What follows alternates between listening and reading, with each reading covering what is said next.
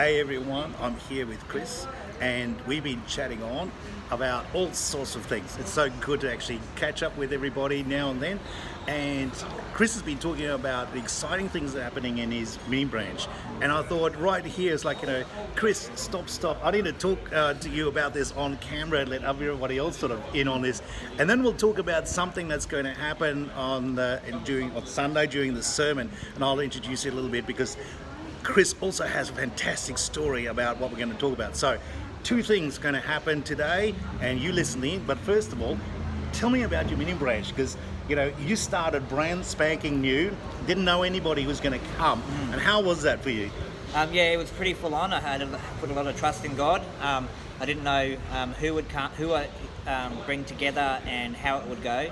But God just gave me people to invite, and we had 7 people come together, 8 people come together, and most of us, if not all of us, didn't know who the other person were, let alone their names.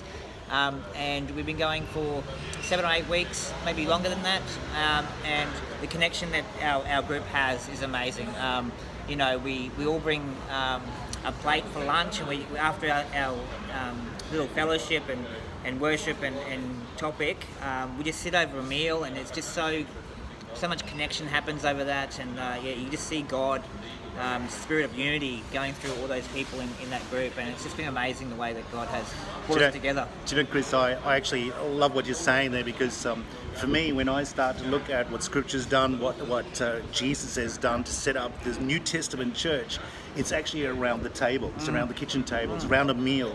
And, whenever we actually have ministry around a meal, amazing things happen. So it doesn't surprise me when you say this actually happens when you have a barbecue and a fellowship. That's when people open up and share. And that's when we can actually invite our friends along, because it's like, when you sort of say, come to church, most people have objections. Church, I haven't been to church for so long, and this and that, excuses after excuses. It's a relaxed environment, and food always, for me, food's always incentives for me too. So. So look, I encourage you to have your mini branches around food and fellowship. Invite your friends, because it's not just a communion table where it's kind of like something separate. It's a communing table. It's like this is where we have fellowship with God, with each other, and when 2 or 3 are gathered in His name, amazing things happen. But look, I'm talking about amazing things. We had a fantastic time on Sunday after we finished with church. We decided the guys all went and climbed tabletop. Yeah. It was my first time, and I tell you what, it's like, man, are you sore afterwards? It's like, I was still feeling it on Monday, Tuesday. How about you? Yeah, good leg workout, yeah. Yeah, it was, But on the top of the mountain, so our mountaintop experience, Chris told us a story. Would you like to share that with everybody? Because we're going to be talking about ministry of angels on Sunday in the sermon. And I just think that this is a fantastic lead-in. Yeah. Well, the miracles that happen because angels come into our lives. My car had a problem. It wasn't going up hills right, and I was really worried because it sounded like it was a big problem. So I took it to the mechanic. And after the mechanic had a look at it, he said, your gearbox is busted. You need to get a new gearbox. We can't work on it. You have to take it to the automatic transmission specialist. The thoughts that were flooding my mind of, finances and without a car, because I work, my car is my work. I was praying, and I had the smallest bit of hope that God would do something, provide money, provide a new car. I didn't know what he could do, but I needed Him to do something. And in the time it took for me to get from the mechanic to the transmission specialist, which is about a 4-minute drive, got there, the specialist was looking over the car. He went and did a 20-minute test drive trying to work out what was wrong with it. He took it back to the shop and opened it up and did all these tests on it.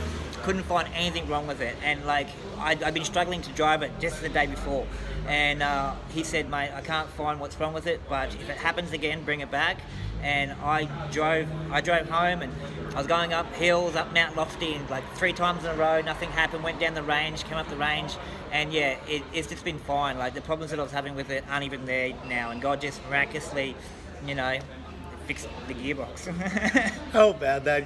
You know, God fixing up mechanical problems. I just fantastic idea that, you know, we can rely on God for our actual needs, you know, everyday needs. Yeah. I was sharing Chris's story, not by name or anything, just the story at a ministers' meeting that we had today, and suddenly all the other guys were sharing their own encounters with, you know, answered prayers or angels and stuff like that. And there's one guy was sort of telling me about this story of he was on a holiday or a mission trip over in the States, and it was in winter, and it was caught up in a snow blizzard and traveling from town to town, and in the middle of, you know, his car broke down. No one around, snow everywhere, ice everywhere, and the car stopped and nothing happened, right? So, and again, a kind of mechanical kind of a thing, and he was praying, what's going to happen here, and so suddenly there was this guy that appeared in a pickup truck. He sort of says, you know, because Marys don't have utes, they have pickup trucks, don't they? Right.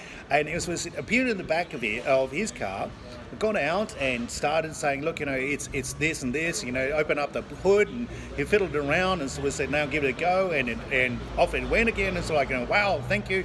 And he just put the hood down and then wanted to look over to say thank you and wave to him, and the car was gone again.